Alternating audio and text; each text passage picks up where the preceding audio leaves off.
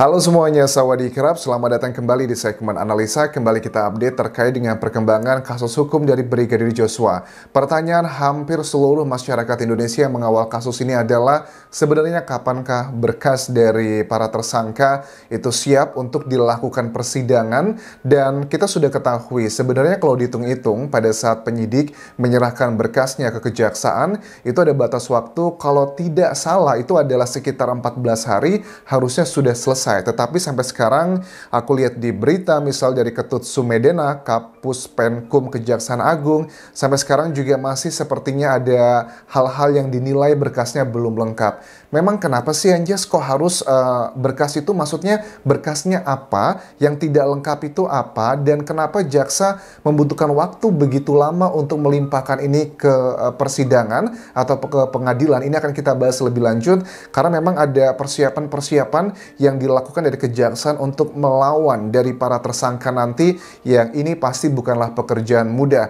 Ada sekitar, aku tangkap di sini ada 30 jaksa penuntut umum. Ini untuk pasal yang 338 dan juga 340 yang pembunuhan berencana. Sedangkan kalau untuk obstruction of justice-nya ada sekitar 43 jaksa. Ini akan kita bahas lebih dalam teman-teman. Tetapi sebelum aku bahas lebih lanjut, aku ingatkan jangan lupa subscribe channel YouTube ini karena baru 29,5% para penonton yang sudah pencet tombol subscribe-nya. Mudah-mudahan yang lain segera pencet tombol subscribe agar aku semakin semangat untuk mengawal kasus ini yang memang sangat melelahkan bagi kita semua. Oke, pertama begini. Pada saat di pengadilan nanti, di persidangan, tugasnya jaksa ini apa sebenarnya Anjas?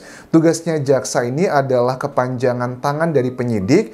Makanya kalau jaksa berkali-kali meminta berkas untuk dikembalikan, ya berkas ini sifatnya ada lebih ke material sih teman-teman, lebih ke inti dari permasalahan actionnya apa, kasus yang dituduhkan dengan pasalnya apa. Pasalnya adalah pasal 340 atau pembunuhan berencana. Ini kita melihat anatomi kasusnya seperti apa, karena kalau aku lihat keterangan dari Ketua Komisi Kejaksaan Barita Simanjuntak di sini, alat-alat buktinya itu harus jelas katanya di sini. Alat bukti itu ada 5 ya dalam dunia hukum. Pertama adalah keterangan saksi, keterangan terdakwa, keterangan ahli, petunjuk, dan juga surat. Petunjuk adalah gabungan dari dua alat bukti tadi yang aku sebutkan. Kalau seandainya itu tidak clear, tidak jelas, ini akan ngebuat bingung 30 jaksa nanti yang akan menjadi kepanjangan tangan dari penyidik. Kenapa seperti itu? Jadi, jaksa ini kan mereka tidak melakukan penyidikan ya pada saat proses kasus ini ketahuan semuanya. Yang melakukan penyidikan adalah dari tim penyidik dari pihak kepolisian. Nah, kalau nanti di pengadilan, penyidik itu sudah angkat tangan, mereka semua sudah tidak bisa lagi membantu banyak, tetapi itu semua diserahkan ke kejaksaan. Nah, karena kejaksaan ini bukanlah orang atau pihak-pihak yang melakukan BAP, berita acara pemeriksaan, penyidikan, melakukan investigasi ini dan itu, para jaksa itu hanya rely 100% boleh aku bilang adalah dengan berkas-berkas, keterangan-keterangan dari 5 alat bukti tadi.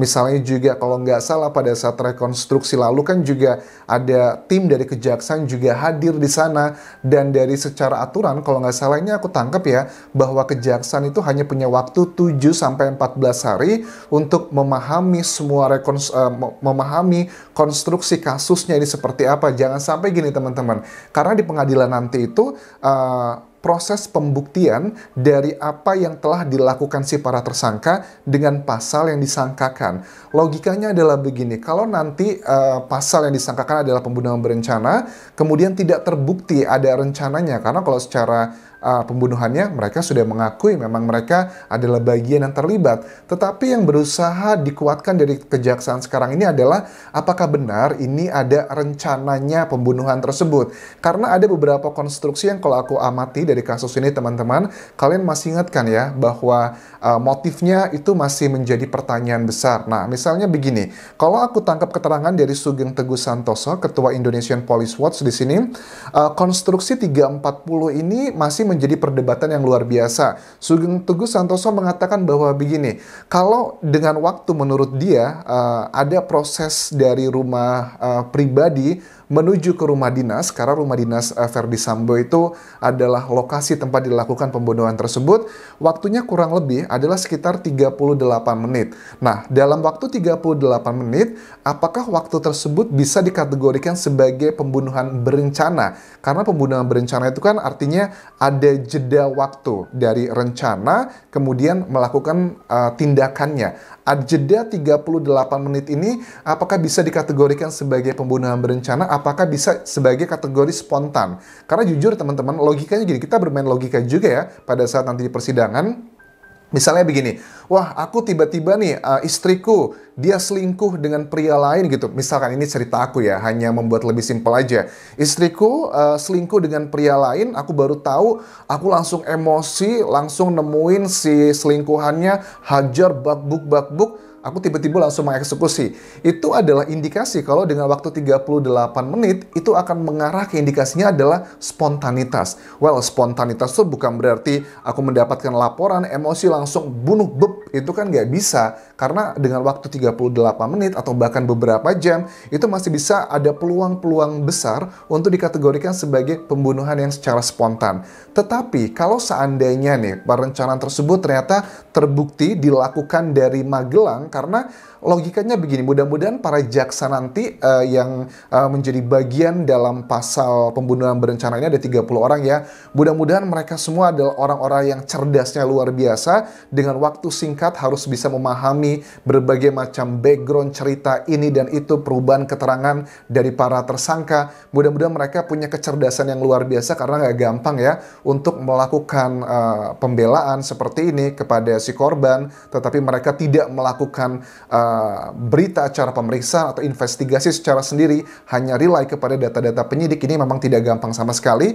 Tetapi misalnya begini teman-teman, kalau seandainya bahwa motif yang dikatakan oleh Putri Chandrawati telah terjadi hal seperti itu yang dituduhkan ke Brigadir Joshua di Magelang, dan ada hal yang terbukti bahwa di rekonstruksi atau persidangan nanti ada rencana, memang Verdi Sambo melakukan rencananya sejak dari Magelang mau datang situ, itu fix bisa menjadi masuk dalam pembunuhan berencana. Karena kalau aku cek dari rekonstruksi yang kita ketahui kemarin, walaupun masih sekedar bayang-bayang aja, kan itu rekonstruksi juga masih ada yang janggal teman-teman. Kita ketahui kalau rekonstruksi yang clear itu adalah pada saat Putri Chandrawati datang ke rumah pribadi di Jakarta dari Magelang. Itu kan ada adegan mereka berdua ngobrol di ruang tamu, dan di situ dikatakan bahwa Putri Chandrawati menceritakan apa yang terjadi ke dirinya di Magelang, dan saat itu Verdi Sambo langsung emosi dan kemudian menghubungi beberapa anak buahnya dan langsung mengeksekusi di rumah dinas. Itu adalah keterangannya. Tetapi kalau aku lihat keterangan lain lagi, misalnya dari tuduhan yang masih dengan rencana mereka tentang pelecehan di Magelang, kita kan juga sudah ketahui ada keterangan bahwa Putri Chandrawati itu katanya ketakutan pada saat Brigadir Joshua melakukan hal itu, dugaannya ke dia di Magelang. Kemudian dia menelpon suaminya, makanya Putri Chandrawati juga mengatakan bahwa saya tidak berani untuk membuatnya lebih besar, lebih ribet masalahnya, karena tubuh Brigadir Joshua itu lebih besar katanya. Jadi nggak usah dianggap ribut dan sebagainya. Itu adalah beberapa kejanggalan, tetapi kejanggalan yang sebenarnya bisa membuat kasus ini memberikan petunjuk yang luar biasa. Itu dengan tidak masuk logika. Karena apa? Kalau seandainya nih teman-teman, kenapa Putri Chandrawati mengatakan hal seperti itu? Karena mereka ini sudah ada, kayaknya sudah ada grand skenario besar dari timnya mereka bahwa, nah Putri kan nggak ngomong tuh pada saat di Magelang apa yang terjadi secara detail. Makanya si Verdi Sambo pada saat di rumah dinasnya itu kan bertanya nih ke sama Bribka RR, sebenarnya apa yang terjadi sama Putri Chandrawati di Magelang. Begitupun juga dengan Baradae juga ditanyakan hal seperti itu, karena mereka sedang memikirkan rekonstruksi untuk menggiring opininya ini adalah untuk pembunuhan yang spontanitas. Jadi itu adalah hal-hal yang sedang dipersiapkan dari timnya Verdi Sambo. Makanya kita harus terus menganalogikakan tentang hal-hal tersebut yang dikatakan Putri Chandrawati di Magelang nggak masuk akal. Katanya dia takut dengan Brigadir Joshua makanya nggak menelpon. Itu harus kita terus analisa lebih dalam.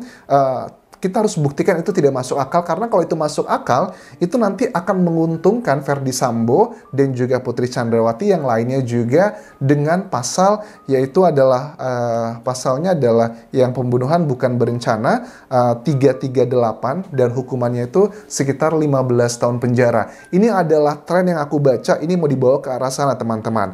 Nah, kemudian juga motif pelecehan ini disampaikan di mana menurut Sugeng Teguh Santoso? Ini yang sedang difokuskan. Karena kalau motif pelecehan ini memang disampaikan lebih detailnya adalah di rumah dinas, rumah pribadi di Jakarta Selatan, ini akan sangat peluang besar sekali nanti kejaksaan, 30 jaksa ini nanti tim ya, di pengadilan mereka akan kelabakan. Waduh, ini nggak bisa nih dibuktikan sebagai pembunuhan berencana, ini adalah spontanitas. Aku tahu teman-teman bilang, loh Anjas, walaupun itu spontanitas, tetapi ada rencana dengan 38 menit tadi, itu juga masih banyak peluang untuk menjadikannya adalah sebagai pembunuhan yang spontanitas aja. Gitu adalah yang aku tangkap dari penjelasan-penjelasan dari berbagai sumber ini, dan ini adalah hal yang sangat bahaya. Makanya pada saat kita masyarakat umum membahas kasus ini, kita harus tetap menggunakan logika-logika berpikir, karena dengan logika berpikir itu bisa mematahkan